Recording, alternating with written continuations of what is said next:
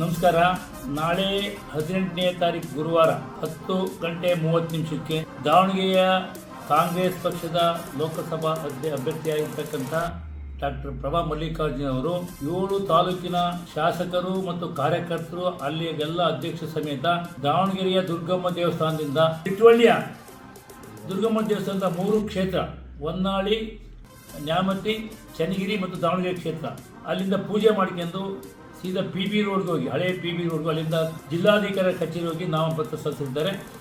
ಆದ್ದರಿಂದ ಹೊನ್ನಾಳಿ ಮತ್ತು ನ್ಯಾಮತಿ ತಾಲೂಕಿನ 2 ತಾಲೂಕಿನ ಕಾರ್ಯಕರ್ತರು, ಅಭಿಮಾನಿಗಳು, ಪಕ್ಷದ ಹಿತೈಷಿಗಳು, ಮಹಿಳೆಯರು, ಕಾರ್ಮಿಕರು, ಎಲ್ಲ ವರ್ಗದ ಜನರು ಸಹ ಹೆಚ್ಚಿನ ಸಂಖ್ಯೆಯಲ್ಲಿ ದಾವಣಗೆರೆಗೆ ಬಂದು ಈ ಕಾರ್ಯಕ್ರಮವನ್ನು ಯಶಸ್ವಿಗೊಳಿಸಬೇಕಾಗಿ ಕ್ಷೇತ್ರ ಶಾಸಕನಾಗಿ ನಾನು ಮತ್ತು ನಮ್ಮ ಪಕ್ಷದ ಜಿಲ್ಲಾಧ್ಯಕ್ಷ HP ಮಂಜಪ್ಪನವರು ಸಹ ಕ್ಷೇತ್ರದ ಕೈ ಮುಗಿದು ವಿನಂತಿ ಮಾಡಿಕೊಳ್ತೀವಿ. ನಾಳೆ ಹೆಚ್ಚಿನ ಸಂಖ್ಯೆಯಲ್ಲಿ ಬಂದು ಈ ಕಾರ್ಯಕ್ರಮ ಯಶಸ್ವಿಗೊಳಿಸಬೇಕಾಗಿ ತಮ್ಮಲ್ಲಿ ಮತ್ತೊಮ್ಮೆ ವಿನಂತಿ ಮಾಡಿಕೊಳ್ತೀವಿ. ನಮಸ್ಕಾರ.